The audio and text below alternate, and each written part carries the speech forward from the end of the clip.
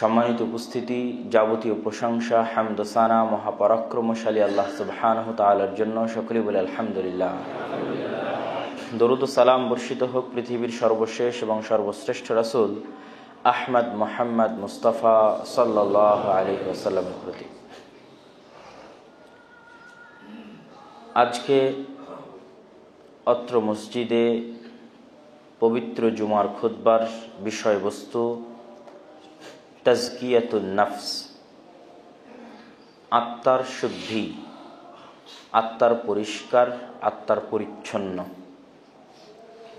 এ বিষয়ে গুরুত্বপূর্ণ প্রয়োজনীয় তথ্যবহুল আলোচনা পেশ করার চেষ্টা করব ইনশাআল্লাহুল আজিজ। ওয়ামা তৌফিকি ইল্লা বিল্লাহিল আলিয়্যিল আযীম। সম্মানিত উপস্থিতি, আত্মার বিষয়টি বোঝার জন্য প্রথমত আমাদের প্রাথমিক কিছু বিষয় জানা দরকার। তারপরে আমরা এই বিষয়ের গভীরে প্রবেশ করব ইনশাআল্লাহ। সেটা হচ্ছে, আমরা যে শরীর নিয়ে পৃথিবীতে চলাফেরা করছি, এই শরীর পৃথিবীতে সৃষ্টি হয়েছে মায়ের পেট থেকে নিয়ে আস্তে আস্তে ধীরে ধীরে দুনিয়াতে আসার পর আস্তে আস্তে আস্তে আস্তে আমাদের পুরো শরীরের গঠনটা দুনিয়ার আলো বাতাস, দুনিয়ার হাওয়া, দুনিয়ার খাবার, সব কিছু দুনিয়াতে। কিন্তু আমরা যে অন্তর ধারণ করে চলি, যে রূহ ধারণ করে চলি, যে কলব ধারণ করে চলি, এইটা পৃথিবীতে সৃষ্টি হয়নি। এটা আল্লাহ সুবহানাহু ওয়া তাআলা আসমান থেকে পাঠিয়েছেন। এবং যখন আমাদের মায়ের পেটে ৪৪ একটা ছোট্ট গোশতপিণ্ড, যার অবয়ব ধীরে ধীরে তৈরি হচ্ছে কিন্তু ভেতরে প্রাণ নেই, নিশ্চীব, নিথর, অচল, ওটার মধ্যে আল্লাহ সুবহানাহু ওয়া তাআলা যখন ফেরেশতার মাধ্যমে এই রূহটা ফুঁকে দেন, তখন মায়ের পেটে ওটা নড়াচড়া শুরু করে। আবার নির্ধারিত দিনে যখন আল্লাহ সুবহানাহু ওয়া তাআলা তার নির্ধারিত ফেরেশতা দিয়ে ওই মেইন জিনিসটা, যেটা একটা নির্ধারিত সময় তিনি দিয়েছিলেন মায়ের পেটে, ওইটা যখন আবার নিয়ে চলে যান, তখন আমরা আবার ওই আগের মতো একটা গোশতপিণ্ডের মতো পৃথিবীতে পড়ে থাকি, একটা নিথর অচল দেহ নিয়ে। সুতরাং আজকে আমরা যে বিষয়ে আলোচনা করব, এটা আসমান থেকে আসা। এবং প্রত্যেকটি আত্মাই আল্লাহ সুবহানাহু ওয়া তাআলার রুবুবিয়্যাত এবং উলুহিয়্যাতের স্বীকৃতি রুহের জগতে দিয়ে পৃথিবীতে এসেছে। কিন্তু পৃথিবীতে আসার পরে সমস্যা কি? আল্লাহ সুবহানাহু ওয়া তাআলা মানুষের জন্য পৃথিবীকে এইভাবেই পরীক্ষাগার হিসেবে তৈরি করেছেন, যেমন আমরা একটা গেম খেলার সময় ভিলেন দেখি এবং হিরো দেখি, এবং ওটার মধ্যেই আমাদেরকে লড়াই করে জয়লাভ করতে হয় আমাদের সাময়িক যে আমরা খেলাগুলো খেলি। ঠিক আল্লাহ সুবহানাহু ওয়া তাআলা মানুষকে পৃথিবীতে পাঠিয়েছেন এবং মানুষের জন্য চিরন্তন শত্রু করে দিয়েছেন আল্লাহ সুবহানাহু ওয়া তাআলা শয়তানকে। ইন্নাশ শাইতানা লাকুম আদুউম মুবিন। শয়তান হচ্ছে মানুষের চিরন্তন শত্রু। এই শত্রু আমাদের এই অন্তরকে পথভ্রষ্ট করে, এবং এই শত্রুর হাত থেকে বাঁচানোর জন্য আল্লাহ সুবহানাহু ওয়া তাআলা যুগে যুগে নবী এবং রাসূল পাঠিয়েছেন। এই মোটামুটি আত্মার সাথে শয়তান এবং নবী রাসূলের সম্পর্ক এবং তার ফলশ্রুতিতে আমাদের জান্নাত অথবা জাহান্নামের পথে সামনের দিকে এগিয়ে যাওয়ার রাস্তা। তো বিস্তারিত আরো বলবো ইনশাআল্লাহ। তবে সর্বপ্রথম আমরা আত্মার শুদ্ধিতার গুরুত্ব এবং তাৎপর্য নিয়ে আলোচনা করি। আত্মার বিশুদ্ধ হওয়ার গুরুত্ব এবং তাৎপর্য সম্পর্কে বলতে গিয়ে পবিত্র কোরআনের কয়েকটি আয়াত এবং হাদিস আপনাদের সামনে পেশ করব। রাসূল সাল্লাল্লাহু আলাইহি ওয়াসাল্লাম তার হাদিসে এবং আল্লাহ সুবহানাহু ওয়া তাআলা তার পবিত্র কোরআনে আত্মার গুরুত্ব সম্পর্কে অসংখ্য অগণিত বক্তব্য পেশ করেছেন। যেমন আল্লাহ সুবহানাহু ওয়া তাআলা পবিত্র কোরআন মাজিদে বলেন, ইয়াউমা লা ইয়ানফাউ মালুন ওয়ালা বানুন। কঠিন কিয়ামতের দিন মানুষের জন্য তাদের ধন সম্পদ এবং তাদের সন্তান সন্ততি কোনো কাজে আসবে না, ইল্লা মান আতা বিকলবিন সালিম। তবে যে পরিচ্ছন্ন আত্মা নিয়ে আসবে, পরিষ্কার আত্মা নিয়ে আসবে, বিশুদ্ধ আত্মা নিয়ে আসবে, একমাত্রই বিশুদ্ধ আত্মাই কিয়ামতের মাঠে তার কাজে দিবে। তাহলে এই আয়াতে স্পষ্টভাবে আল্লাহ সুবহানাহু ওয়া তাআলা মানুষের জন্য বিশুদ্ধ আত্মার কথা বলেছেন। তারপরে পবিত্র কোরআনের অনেক প্রসিদ্ধ আয়াত, যেগুলো আপনাদের অনেকেরই মুখস্থ আছে, ক্বাদ আফলাহা মান তাযাক্কা ওয়া যাকারা ইসমা রাব্বিহি ফাসাল্লা, যে ওই ব্যক্তি সফলকাম হলো যে নিজের আত্মাকে বিশুদ্ধ করলো। ক্বাদ আফলাহা, সেই সাকসেসফুল যে তার আত্মাকে বিশুদ্ধ করেছে। এবং আল্লাহ সুবহানাহু ওয়া তাআলা একই কথা অন্য আয়াতে বলেছেন, ক্বাদ আফলাহা মান যাক্কাহা ওই ব্যক্তি সফল কাম সাকসেসফুল যে তার আত্মাকে বিশুদ্ধ করেছে। ওয়াকাদ খাবা মান দাসাহা, আর ওই ব্যক্তি নিশ্চিত ক্ষতিগ্রস্ত যে তার আত্মাকে ময়লাযুক্ত, অপরিষ্কার, অপরিচ্ছন্ন, দূষিত, কলুষিত করে ফেলেছে, ওই ব্যক্তি ক্ষতিগ্রস্ত। তাহলে এই প্রতিটি আয়াত কিন্তু প্রমাণ করছে আত্মার গুরুত্ব সম্পর্কে। সম্মানিত উপস্থিতি, আমাদের আত্মাকে পরিশুদ্ধ করার জন্যই মূলত নবী রাসূলদের পাঠানো হয়েছে, যেহেতু আমাদের আত্মার শত্রু শয়তান, যেটা আরো বিস্তারিত বলবো। কিন্তু আমাদের এই আত্মাকে পরিশুদ্ধ করার জন্য নবী রাসূলদের পাঠানো হয়েছে। আল্লাহ সুবহানাহু ওয়া তাআলা পবিত্র কোরআন মাজিদে বলছেন, হুয়াল্লাযী বাআসা ফিল উম্মিয়িনা রাসূলা, তিনি তোমাদের মধ্যে রাসূল পাঠিয়েছেন কি জন্য জানো? ইয়াতলু আলাইহিম আয়াতিহি, ওই রাসূল তোমাদের মধ্যে, তাদের মধ্যে তিনি আল্লাহ সুবহানাহু ওয়া তাআলার কোরআনের আয়াত পাঠ করবেন, ওয়া ইউযাক্কিহিম, এবং তাদের আত্মাকে পরিশুদ্ধ করবেন। তাহলে আত্মা পরিশুদ্ধ করার জন্য, পরিষ্কার পরিচ্ছন্ন করার জন্য নবী রাসূলকে পাঠানো হয়েছে। এই আয়াতটিও আমাদের আত্মার পরিশুদ্ধতার গুরুত্ব বহন করে। রাসূলুল্লাহ সাল্লাল্লাহু আলাইহি ওয়াসাল্লাম আত্মার পরিশুদ্ধতা সম্পর্কে বলতে গিয়ে বলছেন, আলা ওয়া ইন্না ফিল জাসাদি মুদগাহ ইযা সালুহাত সালুহাল জাসাদু কুল্লুহু ওয়া ইযা ফাসাদাত ফাসাদাল জাসাদু কুল্লুহু। শোনো, মানুষের পুরো শরীরের মধ্যে মূল জিনিস হচ্ছে শরীরের আত্মা। ইযা সালুহাত সালুহাল জাসাদু কুল্লুহু, যদি আত্মা পরিশুদ্ধ করা সম্ভব হয় তাহলে পুরো শরীর অটোমেটিক ঠিক হয়ে যাবে।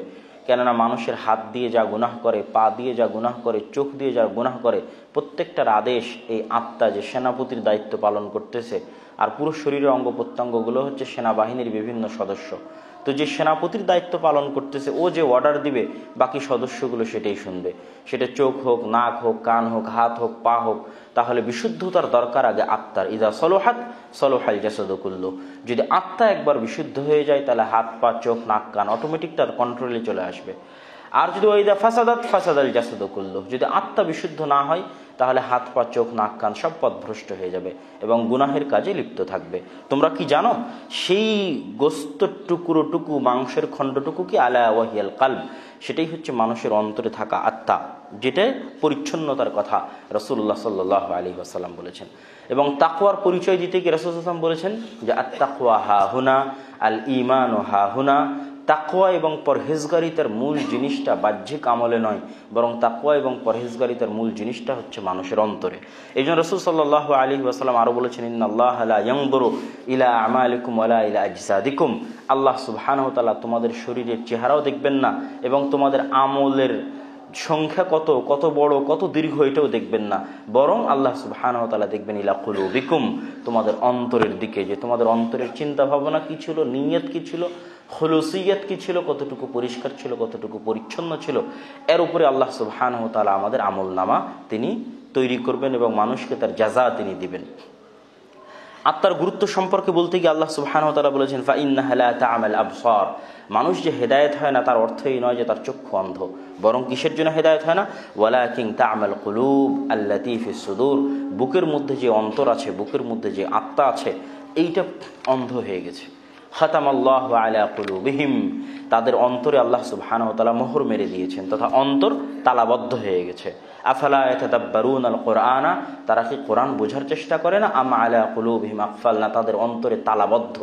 তাদের অন্তর কি তালাবদ্ধ? অন্তরে কি মোহর মারা হয়ে গেছে? তাহলে সকল হেদায়েতের রাস্তা আল্লাহ সুবহানাহু ওয়া তাআলা পবিত্র কোরআন মাজিদে অসংখ্য আয়াতে তিনি মানুষের আত্মার কথা বলেছেন এবং রূহের কথা বলেছেন, যেটার পরিষ্কার পরিচ্ছন্নতার গুরুত্ব পবিত্র কোরআন এবং রাসূল সাল্লাল্লাহু আলাইহি ওয়াসাল্লামের হাদিসে আমরা স্পষ্টভাবে এতক্ষণ বুঝতে পারলাম। এবার আমরা যে আলোচনা শুরু করেছিলাম শুরুতে, সামান্য পরিচয় দেওয়ার জন্য, যে আমাদের এই আত্মার পরিশুদ্ধতার গুরুত্ব বুঝতে হলে, এটা যদি আমরা পরিশুদ্ধ করতে চাই তাহলে কি কি কারণে, কি কিভাবে আমাদের আত্মা পথভ্রষ্ট হতে পারে সেটাও আমাদের জানতে হবে। সেটা জানতে গিয়ে আমরা শুরুতেই বলেছি আমাদের আত্মা পথভ্রষ্ট করার সবচেয়ে বড় দায়িত্বশীল কে? শয়তান। ইন্নাশ শাইতানা লাকুম আদুউম মুবিন, পবিত্র কোরআনে আল্লাহ সুবহানাহু ওয়া তাআলা মানুষের সবচেয়ে বড় শত্রু, আমরা মুসলমানেরা, আমাদের সবচেয়ে বড় শত্রু ইহুদি না, খ্রিস্টান না, আমেরিকা না, ইসরায়েল না, ভারত, এইভাবে আল্লাহ সুবহানাহু ওয়া তাআলা বলেননি। আল্লাহ সুবহানাহু ওয়া তাআলা পবিত্র কোরআনে স্পষ্টভাবে বলেছেন, শয়তান তোমাদের প্রকাশ্য শত্রু, এবং শয়তানের এই শত্রুতার বিস্তর বিবরণ দিয়েছেন। লা তাত্তাবিউ খুতুওয়াতিশ শাইতান, তোমরা শয়তানের পদাঙ্ক অনুসরণ করিও না, শয়তানের ধোঁকায় পড়িও না। তাহলে আমাদের আত্মা যে শয়তান কর্তৃক কন্ট্রোল হয় তার অসংখ্য দলিল কোরআন এবং হাদিসে আছে। যেমন রাসূলুল্লাহ সাল্লাল্লাহু আলাইহি ওয়াসাল্লাম বলছেন যে ইন্না শাইতানা ইয়াজরি মাজরাদ দাম, শয়তান মানুষের রক্তকণিকার মধ্যে দিয়ে চলার ক্ষমতা আল্লাহ শয়তানকে দিয়েছে। তারপরে আমরা সূরা নাসের মধ্যে পড়ি যে শয়তান আমাদের অন্তরে ওয়াসওয়াসা দেয়, তথা শয়তানের ওই ক্ষমতা আছে যে আমাদের অন্তরকে পরিচালিত করতে পারে। পৃথিবীর আর কারো এই ক্ষমতা নেই, না আমাদের বাপ, না আমাদের মা, না আমাদের ভাই, না আমাদের বোন, যে ভিতর থেকে আমাদের অন্তরকে পরিচালিত করতে পারবে, অন্তরে কথা দিতে পারবে, অন্তরে পরিকল্পনা তৈরি করতে পারবে। এই ক্ষমতা আল্লাহ সুবহানাহু ওয়া তাআলা শয়তানকে দিয়েছেন, যে আমাদের অন্তরে ওয়াসওয়াসা দিতে পারে এবং আমাদের রক্তকণিকার মধ্যে দিয়ে চলাচল করতে পারে। শয়তান যে আমাদের কন্ট্রোল করে পথভ্রষ্টতার দিকে নিয়ে যায় তার অগণিত অসংখ্য হাদিস রাসূল সাল্লাল্লাহু আলাইহি ওয়াসাল্লামের হাদিসে পাওয়া যায়। আমি জাস্ট আপনাদেরকে টাচ দিয়ে যাচ্ছি। যেমন রাসূল সাল্লাল্লাহু আলাইহি ওয়াসাল্লাম বলেছেন, মা মিন মাউলুদিন ইল্লা ইয়ামাসসুহু শাইতান, এমন কোন আদম সন্তান দুনিয়াতে জন্মগ্রহণ করেনি যে আদম সন্তানকে শয়তান স্পর্শ করে না। হাত্তা ইস্তাহিল্লা সারিখা, আদম সন্তানকে শয়তান স্পর্শ করার কারণেই আদম সন্তান কেঁদে ওঠে। মায়ের পেট থেকে যখন পৃথিবীতে আসে তখন শয়তান আমাদেরকে টাচ করে, এবং এই টাচ করাটা হাকিকি, প্রকৃত অর্থে, রূপক অর্থে নয়, সত্যি শয়তান আমাদের গায়ে হাত দেয় এবং যখন টাচ করে তখন মানুষ কেঁদে ওঠে। ইল্লা মারিয়াম ওয়া ইবনু ঈসা, তবে মারিয়াম এবং তার সন্তান ঈসার গায়ে শয়তান টাচ করেনি জন্মের পরে। রাসূল সাল্লাল্লাহু আলাইহি ওয়াসাল্লাম হাদিসে বলেছেন। তিনি আরো কি বলেন, এমন কোন আদম সন্তান নেই ইল্লা ওয়ালাহু কারিনান, যে আদম সন্তানের দুইজন বন্ধু নেই। কারিনুম মিনাশ শাইতান ওয়া কারিনুম মিনাল মালায়েকা, আমাদের প্রত্যেকের সাথে একটা করে শয়তান আছে এবং একজন করে ফেরেশতা আছে, এবং ওই শয়তান যে আমাদের সাথে আছে ও সব সময় আমাদের অন্তরে অসৎ কাজের কথা এবং অসৎ কাজের ওয়াসওয়াসা আমাদের অন্তরে দিতেই থাকে। এটাই তার কাজ, এটাই গেম, এটাই আমাদের জন্য পরীক্ষা, এটাই আমাদের জন্য খেলা। শয়তান যে আমাদের অন্তরের উপর প্রভাব বিস্তার করতে পারে এবং আমাদেরকে পথভ্রষ্টতার দিকে এগিয়ে নিয়ে যায়, এই বিষয়ে রাসূল সাল্লাল্লাহু আলাইহি ওয়াসাল্লাম একটা লম্বা হাদিস বলেছেন। লম্বা হাদিসে তিনি কি বলছেন, মানুষ যখন সকালবেলা ঘুম থেকে ওঠার চেষ্টা করে তখন শয়তান মানুষের কাঁধের কাছে গিয়ে তিনটা গিরো দেয় এবং শয়তান বলতে থাকে মানুষকে, নাম নাম ইন্নাল লাইলা লাতাবিল, হে আল্লাহর বান্দা ঘুমাও, রাত এখনো অনেক লম্বা। এটা একদম স্পষ্ট উদাহরণ যে ফজরে যখন আমরা ঘুম থেকে উঠতে যাই তখন আমাদের মনে যে কথা জাগরিত হয়, এই কথাটা আমার কথা নয়, এই কথাটা কে দিচ্ছে আমার অন্তরে? শয়তান দিচ্ছে। রাসূল সাল্লাল্লাহু আলাইহি ওয়াসাল্লাম বলছেন, স্পষ্ট হাদিস, যে আমার অন্তরে এই কথাটা শয়তান দিচ্ছে যে রাত এখনো অনেক লম্বা, এখনো অনেকক্ষণ ঘুমানো যাবে, এখনই ওঠার প্রয়োজন নেই। এই যে যুদ্ধ, শয়তানের সাথে এই যুদ্ধ হচ্ছে ইমানের পথে চলার চিরন্তন যুদ্ধ। ওই যে শয়তান তিনটে গিট দিল এবং আপনাকে বলছে রাত অনেক লম্বা, অনেক শীত, ল্যাপের আরাম, এখন উঠার প্রয়োজন নেই। এই যে যুদ্ধে আপনি শয়তানের সাথে যুদ্ধ করে উঠবেন, মসজিদে যাবেন, এই যুদ্ধটাই হচ্ছে সবচেয়ে বড় যুদ্ধ। সম্মানিত উপস্থিতি, তাহলে এই আয়াত এবং এই হাদিসগুলো দিয়ে আমরা স্পষ্টভাবে বুঝতে পারছি যে আমাদের সবচেয়ে বড় শত্রু হচ্ছে শয়তান। এই জন্য একজন সালাফ বলতেন যে মাইয়াগতাবানি লাইসা আদুবি, যে আমার গীবত করে ও আমার শত্রু নয়, যে আমাকে অপবাদ দেয় ও আমার শত্রু নয়, মান আখাযা মালি, যে আমার ধন সম্পদ কেড়ে নেয় ও আমার শত্রু নয়, বরং আমার শত্রু হচ্ছে সে ইদা আনা ফি তাআতিল্লাহ, যখন আমি আল্লাহর ইবাদত করার চেষ্টা করি তখন আমাকে আল্লাহর ইবাদত থেকে দূরে সরিয়ে নিয়ে যাওয়ার চেষ্টা করে, ও হচ্ছে আমার সবচেয়ে বড় শত্রু, আর সে হচ্ছে শয়তান। শায়াতিন আল ইনসি ওয়াল জিন, শয়তান মানুষও হতে পারে, শয়তান জিনও হতে পারে। মানুষও আপনাকে পথভ্রষ্টতার রাস্তায় নিয়ে যেতে পারে, ডাকতে পারে খারাপ কাজের জন্য, ও শয়তান। তো সম্মানিত উপস্থিতি, আমরা যতক্ষণ শয়তানকে না চিনব, প্রথমত চিনার আগে বিশ্বাস করতে হবে যে শয়তান আছে, প্রথমত চিনার আগে বিশ্বাস করতে হবে যে শয়তান আমাদের অন্তরের উপর প্রভাব বিস্তার করতে পারে, প্রথমত বিশ্বাস করতে হবে যে শয়তানের কারণেই আমরা খারাপ কাজে লিপ্ত হই, শয়তানের কারণেই আমরা ভুল করি, শয়তানের কারণেই আমরা গুনাহে লিপ্ত হই। এই বিশ্বাস যত মজবুত হবে আপনি শয়তানের সাথে লড়াই তত বেশি করতে পারবেন। আর যখনই মনে করবেন যে না, আমার আনন্দের জন্য আমি গুনাহ করছি, আমার মজার জন্য, আমার স্বার্থের জন্য আমি এই কাজটা করছি, এটা মানুষের ব্রেনে শয়তানের এটা আরেকটা ষড়যন্ত্র, শয়তানের এটা আরেকটা ওয়াসওয়াসা, যে আপনাকে এটা মনে করাতে পারে যে আপনি এটা আপনার জন্য করছেন, যে আমি এটা আমার আনন্দের জন্য, আমার মজার জন্য, আমার বিনোদনের জন্য করছি, কিন্তু আসলে এটা আপনি আপনার জন্য করছেন না, এটা শয়তান আপনাকে করতে বলছে এবং করাচ্ছে।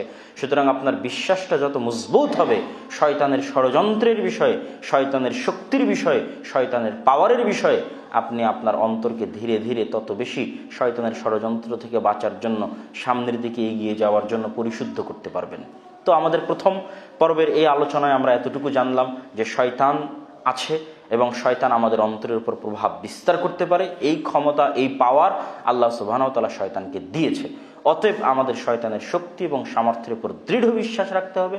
দৃঢ় বিশ্বাস রেখে, নিশ্চিত বিশ্বাস রেখে সামনে আগাতে হবে যে প্রত্যেক যে খারাপ কাজের কথা আমার মাথায় আসতেছে এটা শয়তান দিচ্ছে, এটা আমি আমার আনন্দের জন্য, আমার বিনোদনের জন্য করছি, কথা ভুল।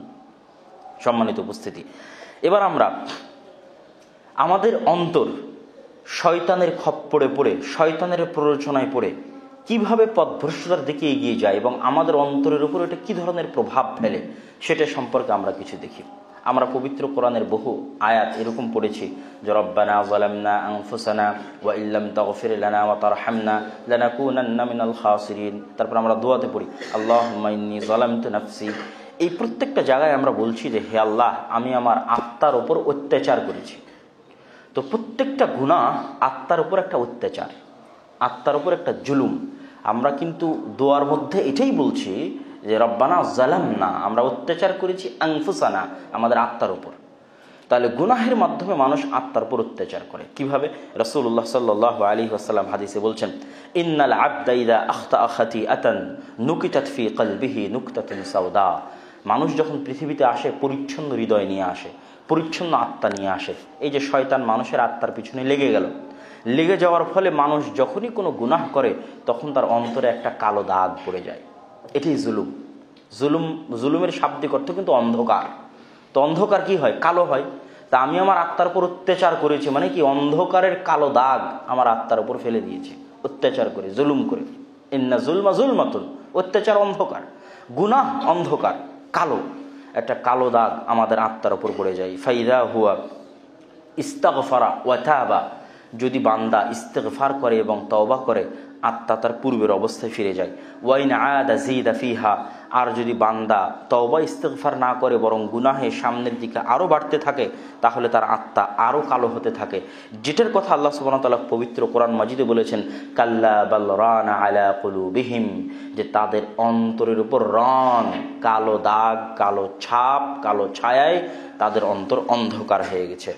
রাসূলুল্লাহ সাল্লাল্লাহু আলাইহি ওয়াসাল্লাম অন্য হাদিসে বলেন, হুযায়ফা ইবনুল ইয়ামান রাদিয়াল্লাহু তাআলা আনহু থেকে বর্ণিত, তিনি বলেন রাসূলুল্লাহ সাল্লাল্লাহু আলাইহি ওয়াসাল্লাম বলেছেন তুরাদুল ফিতানু আলাল কুলুব, মানুষের আত্মার উপর ফিতনা আসতেই থাকে প্রতিনিয়ত, অসংখ্য, প্রতি সেকেন্ডে সেকেন্ডে মানুষের আত্মার উপর ফিতনা আসছে।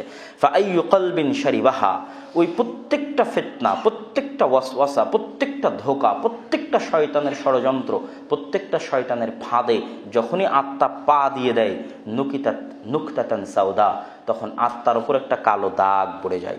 ওয়া আইয়ু কলবিন আনকারাহা, আর যখনই কোনো আত্মা এই ফিতনায় পা দেয় না বরং পা দিতে ইনকার করে নুকিতাত ফিহি নুকতাতুন বাইদা, তখন আত্মার উপর একটা সাদা দাগ পড়ে। তারপরে আস্তে আস্তে আস্তে আস্তে মানুষের আত্মা দুই ভাগে বিভক্ত হয়ে যায়। হয় পরিপূর্ণরূপে কালো অন্ধকারাচ্ছন্ন, আল্লাহ রাসূলের হাদিসের ভাষা অনুযায়ী কালো উল্টানো বাটি।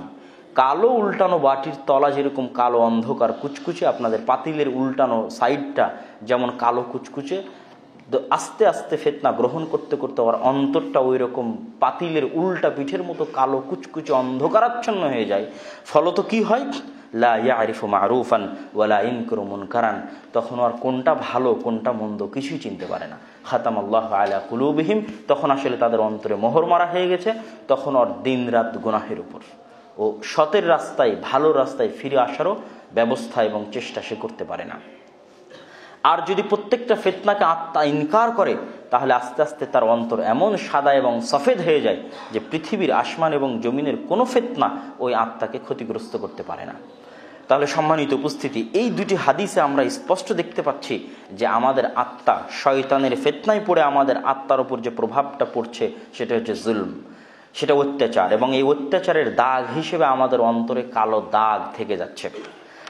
এবার আমরা দেখব যে আমাদের আত্মার উপর শয়তানের ধোঁকা এবং প্ররোচনায় পড়ে আমাদের আত্মার উপর যে কালো দাগ তৈরি হচ্ছে, এমতো অবস্থায় আমরা আমাদের আত্মাকে পরিশুদ্ধ করার জন্য, আমাদের আত্মাকে শয়তানের প্ররোচনা, শয়তানের ষড়যন্ত্র থেকে বাঁচিয়ে চলার জন্য আমরা কি করতে পারি বা আমাদের কি করণীয়, এক্ষেত্রে আমাদের প্রথমত জানতে হবে মানুষের আত্মা 3 ভাগে বিভক্ত, যেটা আল্লাহ সুবহানাহু ওয়া তাআলা নিজে পবিত্র কোরআন মাজিদে মানুষের আত্মার 3টে ধরনের কথা তিনি উল্লেখ করেছেন। যেমন তিনি বলেছেন, ইয়া আইয়াতুহান নাফসুল মুতমাইন্নাহ ইরজিই ইলা রাব্বিকি রাদিয়াতাম মারদিয়াহ, হে প্রশান্ত হৃদয়, ফিরে যাও তোমার প্রতিপালকের দিকে এমত অবস্থায় যে তুমিও সন্তুষ্ট, এমত অবস্থায় যে তোমার প্রতিপালকও সন্তুষ্ট। এটা একটা প্রকার আত্মা, সেটা হচ্ছে নাফসুল মুতমাইন্নাহ।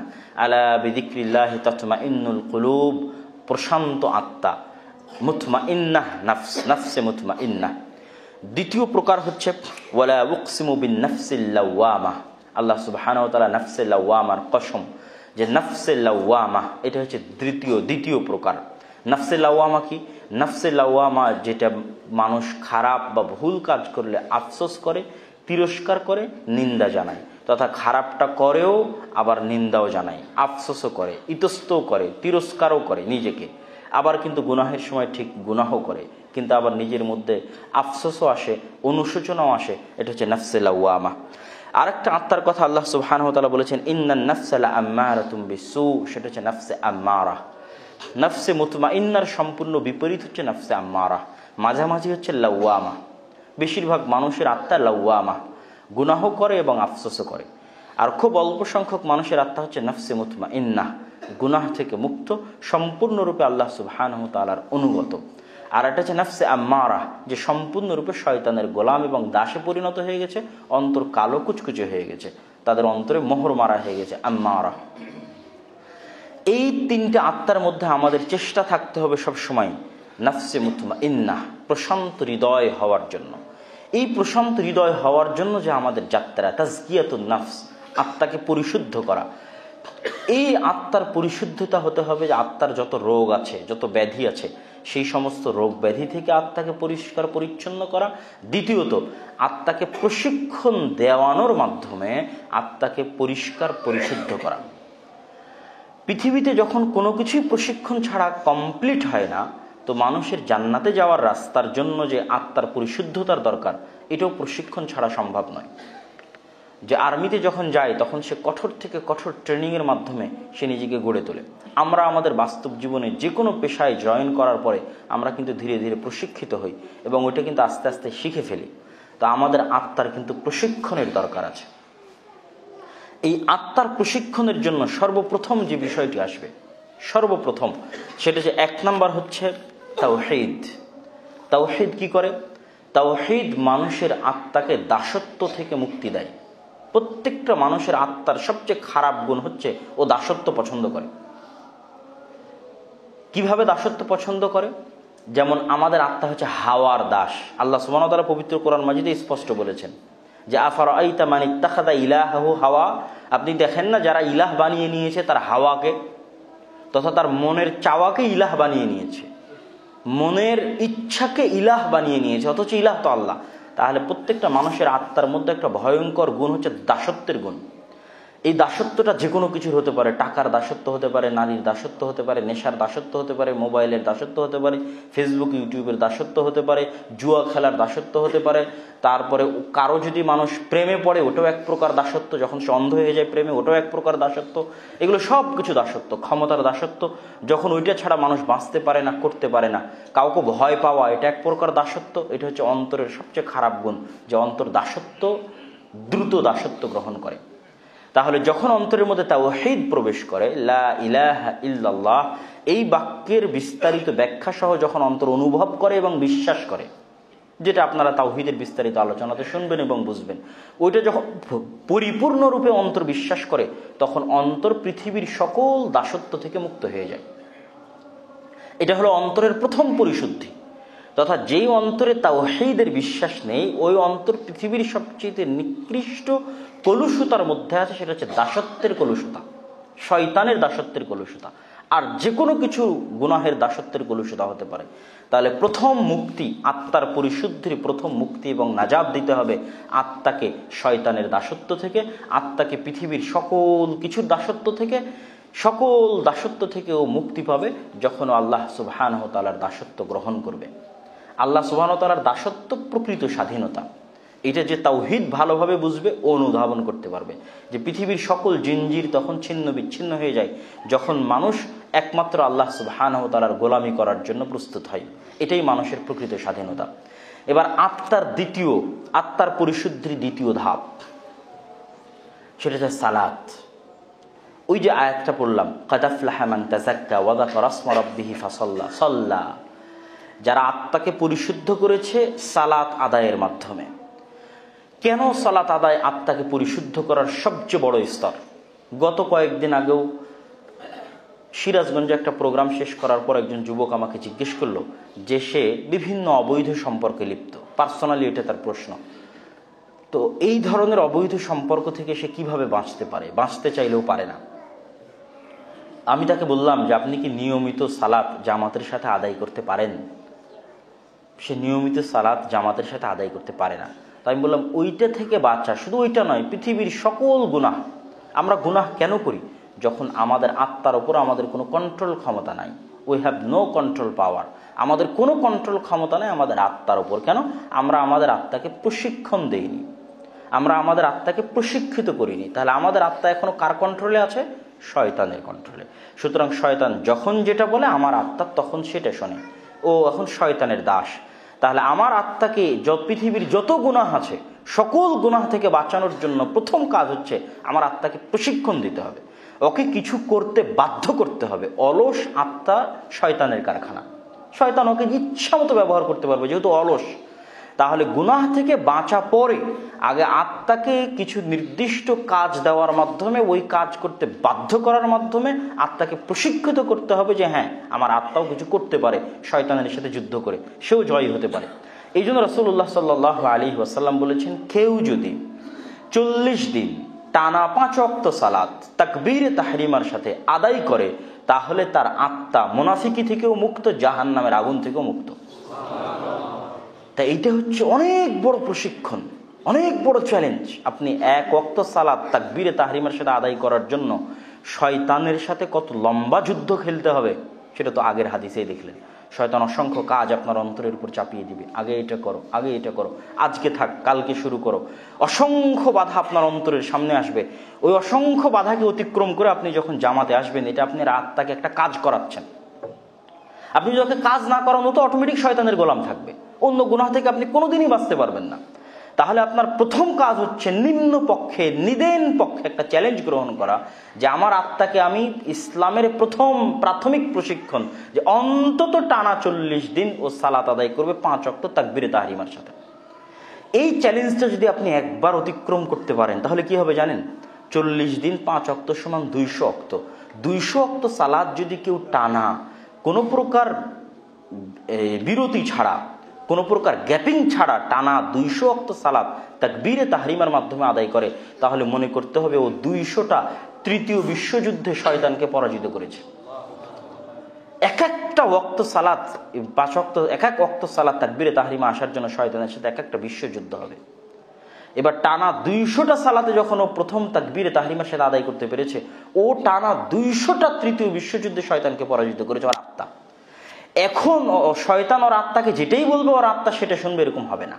ওর আত্মা কিছুটা হলো প্রশিক্ষণ পেয়েছে, কিছুটা হলো সঠিক রাস্তায় চলার প্রশিক্ষণ পেয়েছে, তার আত্মার উপর কিছুটা হলো কন্ট্রোল ক্ষমতা প্রতিষ্ঠিত হয়েছে যে আমি আমার আত্মাকে সর্বনিম্ন এই কাজটা করতে অন্তত বাধ্য করতে পেরেছি যে তুমি টানা 40 দিন 5 ওয়াক্ত সালাত জামাতের সাথে আদায় করবে।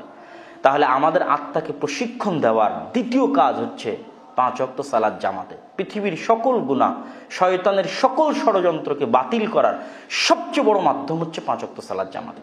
দলিল, রাসূলুল্লাহ সাল্লাল্লাহু আলাইহি ওয়াসাল্লাম বলেছেন যে মা মিন কারিয়াতিন, এমন কোন গ্রাম যেই গ্রামে 2 জন মুসলমান বসবাস করে, মাত্র 2 জন। এমন কোন শহর, এমন কোন মরুভূমি, এমন কোন অঞ্চল, এমন কোন এলাকা, আফ্রিকার জঙ্গলে হোক, আটলান্টিক মহাসাগরে হোক, আমেরিকা ইউরোপে হোক, যেখানে 2 জন মুসলমান বসবাস করে, ওই 2 জন মুসলমানের উপর জরুরি যে তারা আজান এবং ইকামত দিয়ে জামাতে সালাত কায়েম করবে, জামাত কায়েম করবে। যদি তারা আজান এবং ইকামত দিয়ে জামাতে সালাত কায়েম না করে, ইল্লাস্তাহওয়াযা আলাইহিমুশ শাইতান, তাহলে শয়তানের ভয়ঙ্কর হামলার মুখোমুখি পড়বে তারা। এবং শয়তানের এই ভয়ঙ্কর হামলা কেমন ভয়ঙ্কর হবে, যেমন জামাত বিচ্ছিন্ন, পাল বিচ্ছিন্ন একটা ভেড়াকে খেয়ে ফেলা শয়তানের জন্য, বাঘের জন্য সহজ হয়, 5 ওয়াক্ত সালাতে জামাতে আসে না, এরকম মুসলমানকে খেয়ে ফেলা শয়তানের জন্য সহজ হয়ে যাবে। তাহলে শয়তানের সাথে যুদ্ধের, শয়তানের ষড়যন্ত্র থেকে বাঁচার সবচেয়ে ভয়ঙ্কর এবং সবচেয়ে বড় যুদ্ধ হচ্ছে সালাত, জামাতে সালাত। এই যুদ্ধে যে যত বিজয়ী, ওর কাছে শয়তান তত পরাজিত এবং ওর আত্মা তত প্রশিক্ষণ পায় এবং তত পরিশুদ্ধতার পথে ধীরে ধীরে এগিয়ে যায়। সম্মানিত উপস্থিতি, এবার আমরা আসি যে প্রথমে আমরা বললাম তাওহীদ, দ্বিতীয়ত আমরা বললাম সালাত। এবার আমি ছোট্ট ছোট্ট কিছু উদাহরণ দিই যে ইসলামের যত হুকুম আহকাম আছে, সকল হুকুম আহকাম মূলত আমাদেরকে, আমাদের আত্মাকে পরিশুদ্ধ করার জন্য। যেমন আপনি যদি সিয়ামের কথা বলেন, তো সিয়ামও মূলত আমার আত্মাকে পরিশুদ্ধ করার জন্য, যেন আমি আমার আত্মার উপর কন্ট্রোল ক্ষমতা কায়েম করতে পারি। লাআল্লাকুম তাত্তাকুন, খাবার থেকে বিরত থাকা, গুনাহ থেকে বিরত থাকা, এটাও আত্মার একটা প্রশিক্ষণ। তারপরে যদি আপনি জাকাতের কথা বলেন, ওটাও আত্মার প্রশিক্ষণ, যেন আমার আত্মার লোভ, লালসা, উদারতা এগুলো শিখে এবং লোভ লালসা থেকে মুক্ত হতে পারে, কৃপণতা থেকে মুক্ত হতে পারে। এগুলো হচ্ছে আত্মার প্রশিক্ষণ, কেননা কৃপণতা, লোভ লালসা হচ্ছে আত্মার রোগ। এইভাবে প্রত্যেক যত হুকুম আহকাম কোরআন এবং হাদিসে আছে, এগুলো সবই মানুষের আত্মাকে প্রশিক্ষণ দেয়। মানুষের আত্মার উপর শয়তান আক্রমণ চালায় চারটা রাস্তা দিয়ে সবচেয়ে ভয়ঙ্কর ভাবে। এক, মানুষের মুখ দিয়ে। দুই, মানুষের চোখ দিয়ে। মানুষের আত্মার উপর শয়তান মানুষের আত্মার উপর সবচেয়ে ভয়ঙ্করভাবে আক্রমণ চালায়। তিন, মানুষের খাবার দিয়ে। চার, মানুষের গল্পগুজব এবং আড্ডা দিয়ে। এটা ইবনে রাজাব আল হাম্বলী রাহিমাহুল্লাহ বলেছেন। মানুষের মুখ দিয়ে তথা মুখের কথা মানুষের আত্মার উপর প্রভাব ফেলে। অত্যাধিক হাসি মানুষের আত্মাকে কঠোর করে দেয়, অত্যাধিক কথা মানুষের আত্মাকে কঠোর করে দেয়। এবং যখন এই অত্যাধিক গল্প, অত্যাধিক কথা এবং অত্যাধিক হাসির বিপরীতে মানুষ জিকির করা শিখে, আল্লাহকে স্মরণ করা শিখে, তখন শয়তানের যেটা প্রথম রাস্তা, যেটা দিয়ে মানুষ, শয়তান মুখ দিয়ে আত্মা পর্যন্ত পৌঁছতে চায়, সেই রাস্তাটা বন্ধ হয়ে যায়। সেটা হচ্ছে জিকির। ক্বাদ আফলাহা মান তাযাক্কা ওয়া যাকারা ইসমা রাব্বিহ। সে তার আত্মাকে পরিশুদ্ধ করে আল্লাহর জিকিরের মাধ্যমে। জিকিরের বিপরীতটাই হচ্ছে ফাউল কথাবার্তা, বিভিন্ন উল্টাপাল্টা অপ্রয়োজনীয় গল্প গুজব, আড্ডা, যেটার অসংখ্য হাদিস আপনারা বহু বক্তব্যে শুনেছেন। রাসূলুল্লাহ সাল্লাল্লাহু আলাইহি সাল্লাম বলছেন যে তোমরা যাই করো না কেন, সকল কিছুর মূল হচ্ছে মিলাক, সকল কিছুর মূল হচ্ছে এই জিহ্বা। এটার উপর কন্ট্রোল ক্ষমতা হচ্ছে শয়তানের রাস্তাকে অন্তর পর্যন্ত পৌঁছতে বন্ধ করে দেয়। আর এর বিপরীত হচ্ছে আরও কি, সেটা হচ্ছে জিকির। এবার জিকিরের উপর একটু সংক্ষিপ্ত বলি। জিকির হচ্ছে শয়তানের বিরুদ্ধে যুদ্ধের, প্রথমে বলেছি তাওহীদ, তারপরে বলেছি সালাত। সালাতের পাশাপাশি ইসলামের আর যত হুকুম আহকাম আছে সবই আসলে আত্মাকে পরিশুদ্ধ করে। তৃতীয়ত হচ্ছে জিকির। জিকির হচ্ছে শয়তানের বিরুদ্ধে তৃতীয় ভয়ঙ্কর দুর্গ, তৃতীয় ভয়ঙ্কর বুদ্ধ, তৃতীয় ভয়ঙ্কর শিল্ড, যেটার মাধ্যমে আপনি শয়তানের সকল হামলা থেকে বাঁচতে পারবেন। ইসলামে যতগুলো দোয়া রাসূলুল্লাহ সাল্লাল্লাহু আলাইহি ওয়াসাল্লাম শিখিয়েছেন, প্রত্যেকটা দোয়াকে তিনি কানেক্ট করেছেন, রিলেট করেছেন শয়তানের সাথে। প্রত্যেকটা দোয়াকে রাসূলুল্লাহ সাল্লাল্লাহু আলাইহি ওয়াসাল্লাম বলেছেন, ইদা দাখালা আহাদুকুম ফি বাইতিহি ওয়া লাম ইয়াযকুর ইসমাল্লাহ। যখন তোমাদের কেউ বাড়িতে প্রবেশ করে এবং আল্লাহর নাম, আসসালাম, সালাম আল্লাহর নাম, কেননা পৃথিবীর সকল শান্তি নিরাপত্তা আল্লাহর পক্ষ থেকে আসে। আল্লাহর নাম সালাম উচ্চারণ না করে তখন তার বাড়িতে শয়তান বসবাস করে। আর যদি সে বাড়িতে প্রবেশ করার সময় বলে আসসালামু আলাইকুম, তাহলে ওই বাড়িতে শয়তান থাকতে পারে না। তাহলে সালামু আলাইকুম বলাকে আল্লাহ রাসূল কার সাথে সম্পৃক্ত করলেন? শয়তানের সাথে সম্পৃক্ত করলেন। তাহলে আমার বাড়ি শয়তান থেকে মুক্ত হবে যদি আমি এই জিকির, এই দোয়া, জিকির, শয়তানের বিরুদ্ধে একটা শিল্ড তৈরি হয়ে গেল, দুর্গ তৈরি হয়ে গেল বাড়ির মধ্যে, যখন আমি সালাম দিয়ে প্রবেশ করলাম। ইযা আকালা আহাদুকুম আলা মাযকুর ইসমাল্লাহ, যখন তোমাদের কেউ খায় এবং বিসমিল্লাহ না বলে তখন তার সাথে শয়তান খায়, আর যদি বিসমিল্লাহ বলে তার সাথে শয়তান খায় না। তাহলে বিসমিল্লাহ বলাকে আল্লাহ রাসূল কার সাথে সম্পৃক্ত করলেন? শয়তানের সাথে সম্পৃক্ত করলেন। তাহলে যখন আমি বিসমিল্লাহ বলছি, আমি একটা দুর্গের মধ্যে চলে আসলাম। এটা দিয়ে খাবারের মধ্যে যে শয়তান ভিতরে প্রবেশ করবে, আমার আত্মার উপর প্রভাব সৃষ্টি করবে, তার জন্য রাস্তা বন্ধ হয়ে গেল। আপনি টয়লেটে যাচ্ছেন, আল্লাহুম্মা ইন্নী আউযু বিকা মিনাল খুবসি ওয়াল খাবাইস, কার থেকে পরিত্রাণ চাচ্ছেন? আল্লাহর নিকটে পরিত্রাণ চাচ্ছেন শয়তান থেকে। তাহলে ওটাও আপনার শয়তানের বিরুদ্ধে যুদ্ধ। বাড়ি থেকে বের হয়েছেন, বিসমিল্লাহি তাওয়াক্কালতু আলাল্লাহ, এই হাদিসে রাসূল সাল্লাল্লাহু আলাইহি ওয়াসাল্লাম বলছেন যে কেউ যদি বাড়ি থেকে বের হওয়ার সময় এই দোয়া বলে, তাহলে শয়তানেরা বলে যে সে তো পরিত্রাণ পেয়ে গেছে, নিরাপত্তা পেয়ে গেছে। তাহলে এই যে প্রত্যেকটা ধাপে ধাপে রাসূল সাল্লাল্লাহু আলাইহি ওয়াসাল্লাম মানুষকে যে দোয়া শিখিয়েছে, এমনকি আপনি যখন আপনার স্ত্রীর কাছে যান তখনও যে দোয়া শেখানো হয়েছে, ওটাও রাসূল সাল্লাল্লাহু আলাইহি ওয়াসাল্লাম বলছে যদি কেউ দোয়া পড়ে তাহলে তার বাচ্চাকে, সন্তানকে শয়তান স্পর্শ করবে না। তাহলে প্রত্যেকটা জিকির, প্রত্যেকটা দোয়াকে শয়তানের সাথে কানেক্ট করা হয়েছে। তথা প্রতিটা ধাপে ধাপে আমরা জিকিরের মাধ্যমে ফাউল কথাবার্তা যদি বন্ধ করি, অপ্রয়োজনীয় গীবত তহমত যদি বন্ধ করি, আর প্রতিটা ধাপে ধাপে আল্লাহ সুবহানাহু ওয়া তাআলার জিকির এবং আল্লাহ রাসূলের শেখানো দোয়া যদি আমরা অবলম্বন করি, তাহলে আমাদের শরীরের চারিদিকে ভয়ঙ্কর একটা দুর্গ তৈরি হয় শয়তানের বিরুদ্ধে। যেমন রাসূলুল্লাহ সাল্লাল্লাহু আলাইহি ওয়াসাল্লাম বলছেন যে কেউ যদি রাতে ঘুমানোর সময় আয়াতুল কুরসি পড়ে, তোর মাথার কাছে একটা ফেরেশতা থাকে পরদিন ঘুম থেকে ওঠা পর্যন্ত শয়তান থেকে হেফাজত করার জন্য। তাহলে শয়তানের সাথে যুদ্ধ করলেন আপনি একটা দোয়ার মাধ্যমে, একটা জিকিরের মাধ্যমে। কেউ যদি প্রতিদিন সকালে উঠে এটা বলে, তাহলে সন্ধ্যা পর্যন্ত শয়তান থেকে সে হেফাজতে থাকে। তাহলে এরকম অসংখ্য দোয়া, আপনি দোয়ার বই খুললে দেখবেন প্রত্যেকটা দোয়াকে শয়তানের সাথে কানেক্ট করা হয়েছে। এবং কিছুদিন আগে ফেসবুক, ইউটিউবে একটা ভিডিও ভাইরাল হয়েছিল যে একজন জাদুকর বলতেছে যে আমরা যখন মুসলমানদের বিরুদ্ধে জাদু করি, তো যে সমস্ত মুসলমানেরা 5 ওয়াক্ত সালাত আদায় করে এবং সবসময় জিকির আজকারের মধ্যে থাকে, তাদের শরীরের বাইরে একটা অদৃশ্য বুঝ থাকে যে শয়তানের আক্রমণ, বদ নজর, কুদৃষ্টি, জাদু টোনা কোনো কিছু ওই বুঝকে ভেদ করে তার শরীর পর্যন্ত পৌঁছতে পারে না। তাহলে এই জিকির আমাদের শরীরের চারিদিকে এক প্রকার শয়তানের বিরুদ্ধে অদৃশ্য দুর্গ তৈরি করে, যেটা আমাদের আত্মাকে হেফাজত করে শয়তানের আক্রমণ থেকে। তাহলে এটা হচ্ছে আমাদের তৃতীয় গুরুত্বপূর্ণ পথ এবং পদ্ধতি, যদি আমরা আমাদের আত্মাকে শয়তান থেকে বাঁচাতে চাই, সেটা হচ্ছে জিকির এবং আমাদের মুখের উপর কন্ট্রোল ক্ষমতা। দ্বিতীয়ত চোখের সাথে মানুষের আত্মার সম্পর্ক সরাসরি ডাইরেক্টলি কানেক্টেড। এই জন্য যখন আল্লাহ সুবহানাহু ওয়া তাআলা পবিত্র কোরআন মাজিদে মানুষকে পর্দার কথা বলেছেন, তখন তিনি আত্মার পরিশুদ্ধতাকে রিলেট করেছেন। কিভাবে? কুল্লিল মুমিনিনা, আপনি মুমিনদের বলে দিন যেন তারা তাদের চক্ষু নিচু রাখে। কেন? যদি তারা চক্ষু নিচু রাখে, আজকা লাহুম, তাহলে তাদের আত্মা বেশি পরিশুদ্ধ থাকবে। তাহলে আমাদের আত্মা কলুষিত হয় যেমন মুখের মাধ্যমে, আমাদের আত্মা তেমন কলুষিত হয় আমাদের চোখের মাধ্যমে। এবং আস্তে আস্তে আস্তে আস্তে আত্মা কি হয়ে যায়? অন্ধকার হয়ে যায়, কালো কুচকুচে হয়ে যায়। তাহলে চোখের এটার থেকেও হেফাজতে থাকা, এটাও আত্মাকে হেফাজতে রাখা। তৃতীয়ত খাবারের মাধ্যমে। অতিরিক্ত খাবার মানুষের শরীরের উপর শয়তানের প্রভাবকে বেশি করে। এই জন্য সিয়াম পালন করলে শয়তানের জন্য কষ্ট হয়, কেননা আল্লাহ শয়তানকে শক্তি দিয়েছে ইয়াজরি মাজরাদ দাম, রক্তকণিকার মধ্যে চলতে পারে। তো যখন মানুষ খাবার কম খায় তখন রক্তকণিকা সংকুচিত থাকে, ইবনুল কাইয়িম রাহিমাহুল্লাহ বলছেন। তো যখন খাবার কম খায়, সিয়াম পালন করে, তখন রক্তকণিকা সংকুচিত থাকার কারণে শয়তানের রাস্তাও সংকুচিত হয়ে যায়। আর যখন খাবার প্রচুর পরিমাণে আনলিমিটেড খাবার খায়, তখন তার প্রতিটি রক্তকণিকার মধ্যে দিয়ে শয়তান চলাচল করার সুযোগ পায় এবং শয়তানের প্রভাব ক্ষমতা তার শরীরের উপর প্রচুর পরিমাণে বেশি থাকে। তো সম্মানিত উপস্থিতি, তখন সে তার আত্মার উপর আক্রমণ করার সুযোগ পায়।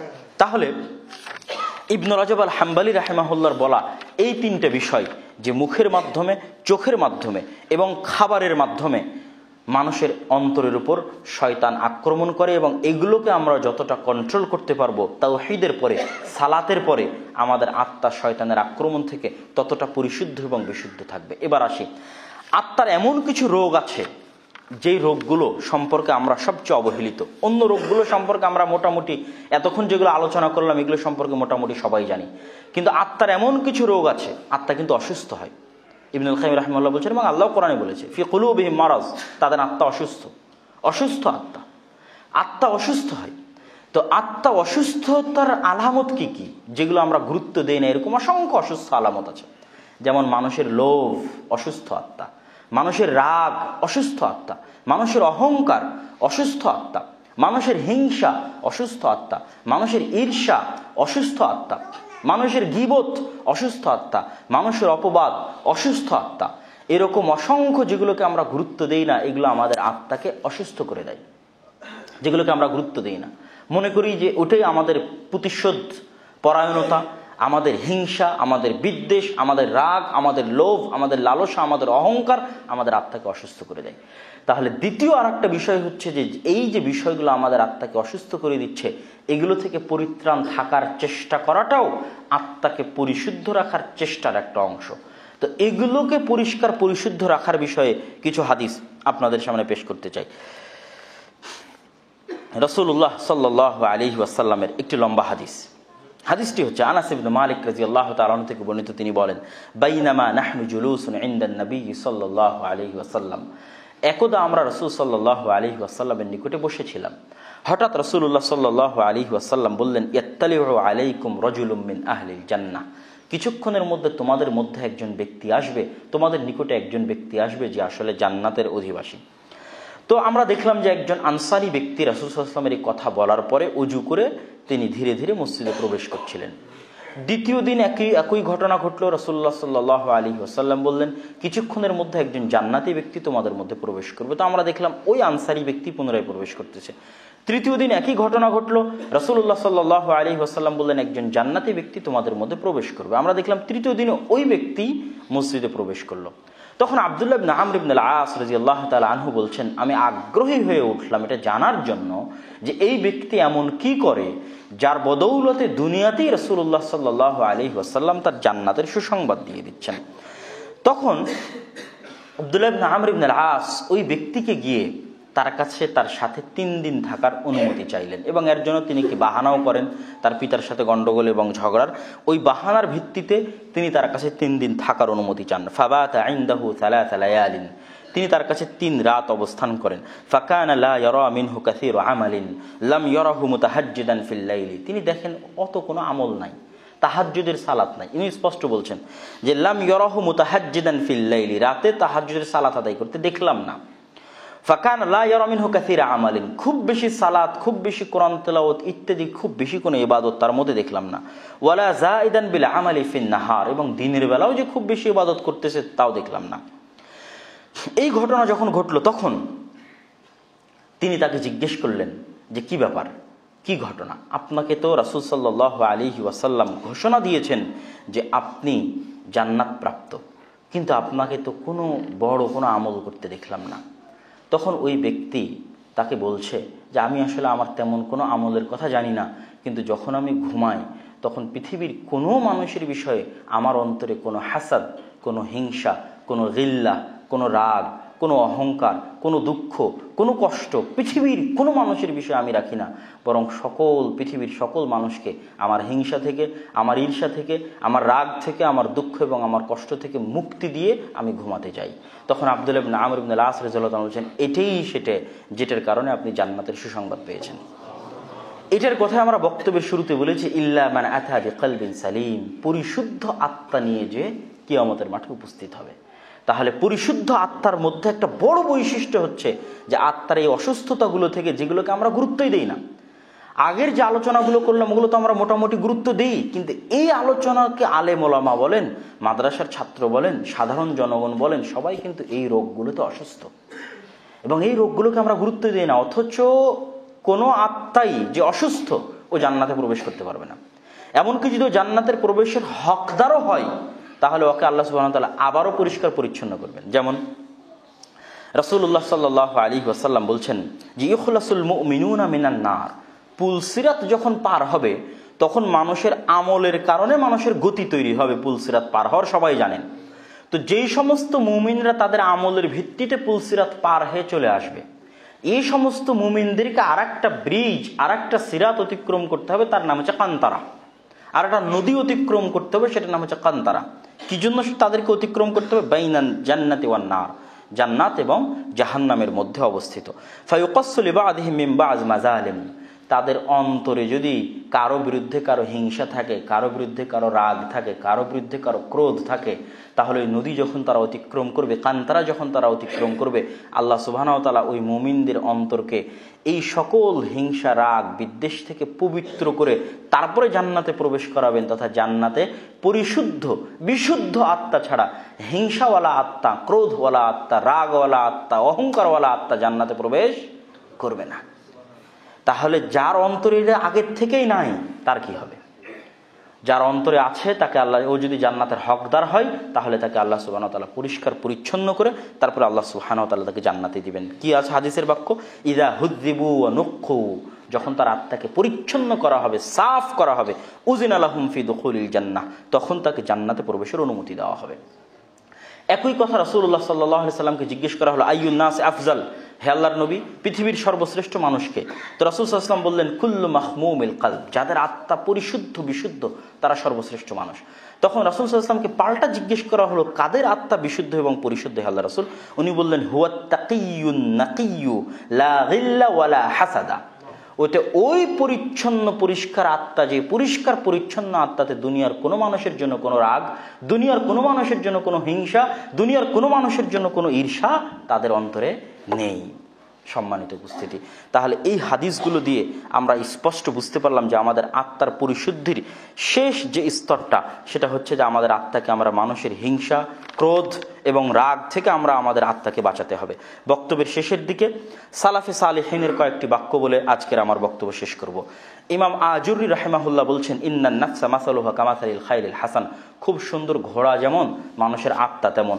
ওই ঘোড়া থেকে কোনো উপকার লাভ করা সম্ভব নয় যদি না ঘোড়াকে প্রশিক্ষণ না দেওয়া হয়। তো মানুষের আত্মা থেকেও কোনো উপকার পাওয়া সম্ভব নয় যদি না মানুষের আত্মাকে প্রশিক্ষণ না দেওয়া হয়। ওমর ইবনুল খাত্তাব রাদিয়াল্লাহু তাআলা আনহু বলেন, হাসিবু আনফুসাকুম ক্বাবলা আন তুহাসাবু। তোমরা নিজেদের আত্মার হিসাব নিজেরাই দুনিয়াতে নাও, কিয়ামতের মাঠে আল্লাহ তোমাদের কাছে হিসাব নেওয়ার আগে। ওয়াজিনু আনফুসাকুম ক্বাবলা আন তুজানু। তোমাদের আত্মা কিয়ামতের মাঠে ওজন হওয়ার আগে তোমরা নিজেরা দুনিয়াতে তোমাদের আত্মার ওজন করো। ওসমান রাদিয়াল্লাহু তাআলা আনহু বলছেন, ফাখুয লিআনফুসিক। তোমার নিজের আত্মাকে তুমি নিজে ধরো, অন্য কারো আশায়, অন্য কারো ভরসায়, অন্য কারো প্ররোচনায় তোমার আত্মাকে ছেড়ে দিও না। আলী রাদিয়াল্লাহু তাআলা আনহু বলেন, ইন্নাদ দুনিয়া ক্বাদ ওয়াল্লাত মুদবিরা ওয়াল আখিরা মুকবিলা। পৃথিবী আমাদের থেকে পালিয়ে যাচ্ছে আর আখিরাত আমাদের দিকে দৌড়ে দৌড়ে আসতেছে। আল ইয়াউমা আমালুন ওয়ালা হিসাব। আজকে কাজ করার সময় এবং পরকালে কাজ করার কোনো সুযোগ থাকবে না, তখন হিসাব নেওয়ার সময়। তবে আজকেই তুমি তোমার নিজের হিসাব নিতে পারো তোমার কাজের, পরকালে হিসাব হওয়ার আগে। হাসান আল বসরি রাহিমাহুল্লাহ বলছেন, আল মুমিনু কাওয়ামুন আলা নাফসি। মুমিন হচ্ছে তার আত্মার উপর প্রতিনিধিত্বকারী, দায়িত্বশীল, তার আত্মার উপর প্রভাব বিস্তারকারী। ইউহাসিবু নাফসাহ। সে নিজে তার নিজের আত্মার হিসাব নিতে পারে, সে নিজে তার নিজের আত্মার পর্যালোচনা করতে পারে। ওয়া ইন্নামা মান খাফফাল হিসাব ইয়াউমাল কিয়ামাহ মান হাসাবু আনফুসাহুম আদ-দুনিয়া। কিয়ামতের মাঠে তাদের হিসাব সহজ হবে যারা দুনিয়াতেই নিজের আত্মার নিজে হিসাব নেওয়ার চেষ্টা করবে, আর কিয়ামতের মাঠে তাদের হিসাব কঠিন হবে যারা দুনিয়াতে নিজের আত্মার নিজে হিসাব নেওয়ার চেষ্টা করবে না। মাইমুন ইবনে মেহরান রাহিমাহুল্লাহ বলেন, লা ইয়াকুনুল আবদু তাকিয়ান হাত্তা ইয়াকুনা লিনাফসিহি আশাদ্দু মুহাসাবাতান মিনাশ শারীকি লিশারীকি। যখন দুই বন্ধু একসাথে ব্যবসা করে, ব্যবসা করার সময় যখন দুই বন্ধুর মধ্যে উভয়ই চেষ্টা করে যে ওই কোনো টাকা মেরে নিল কিনা হিসাব করে বোঝার জন্য, আর একজনও চেষ্টা করে সে কোনো টাকা মেরে খেলো কিনা হিসাব করে বোঝার জন্য, তখন রাসূল মাইমুন ইবনে মেহরান বলছে, আত্মার সাথে মুমিনের অবস্থা এইরকমই দুই বন্ধুর মতো, যে 24 ঘন্টা সে হিসাবের জন্য অপেক্ষমান থাকবে যে তার আত্মা তাকে ধোঁকা দিয়ে কোনো ভুল কাজ করে ফেললো কিনা।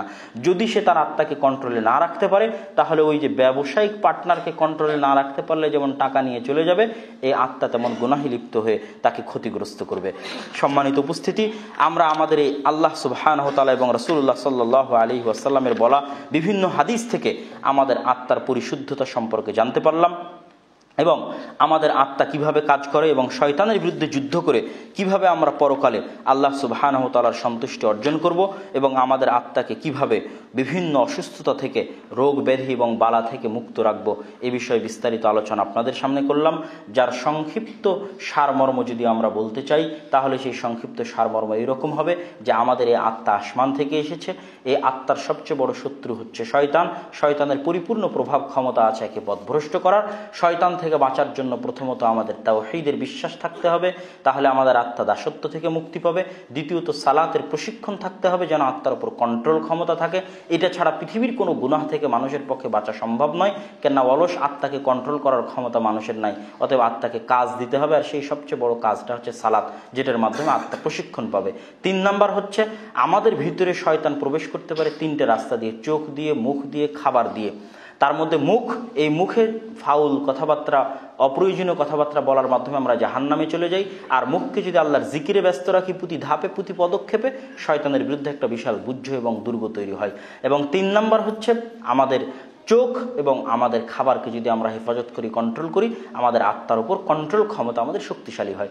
সর্বশেষে আমাদের আত্মার যে অসুস্থতাগুলো আছে, এই অসুস্থতাগুলো থেকে যদি আমরা আমাদের আত্মাকে পরিষ্কার পরিচ্ছন্ন রাখতে পারি, অহংকার, হিংসা, বিদ্বেষ, রাগ, এগুলো সকল কিছু যদি আমরা কন্ট্রোল করতে পারি সবরের মাধ্যমে, শুকুরের মাধ্যমে, অল্পে তুষ্ট হওয়ার মাধ্যমে, আল্লাহ সুবহানাহু ওয়া তাআলার উপর ভরসা করার মাধ্যমে, আল্লাহ সুবহানাহু ওয়া তাআলার উপর দায়িত্ব দেওয়ার মাধ্যমে, যে কেউ আপনার ক্ষতি করতে চাচ্ছে, হিংসা করার কি দরকার, আল্লাহর উপর দায়িত্ব দেন। কেউ অনেক বেশি এগিয়ে যাচ্ছে, আল্লাহ সুবহানাহু ওয়া তাআলার কাছে চান। সকল কিছুকে যখন আপনি আল্লাহ সুবহানাহু ওয়া তাআলার সাথে রিলেট করবেন, দুনিয়াতে কোনো ছোটোখাটো জিনিস নিয়ে মানুষের সাথে আপনার গণ্ডগোল হবে না, দুনিয়াতে কোনো ছোটোখাটো জিনিস নিয়ে কারোর সাথে আপনার মন ধরাধরি হবে না, এবং ঘুমানোর পূর্বে পৃথিবীর সকল মানুষকে ক্ষমা করে দিয়ে পৃথিবীর সকল মানুষের বিষয় থেকে হিংসা বিদ্বেষ মুক্ত করে দিয়ে যদি আমরা ঘুমাতে পারি, আশা করি আমরা আথা বিকলবিন সালিম, পরিশুদ্ধ আত্মা নিয়ে আল্লাহ সুবহানাহু ওয়া তাআলার দরবারে উপস্থিত হতে পারবো। আল্লাহ সুবহানাহু ওয়া তাআলা আমাদের সেই তৌফিক দান করুক। আল্লাহুম্মা আমিন।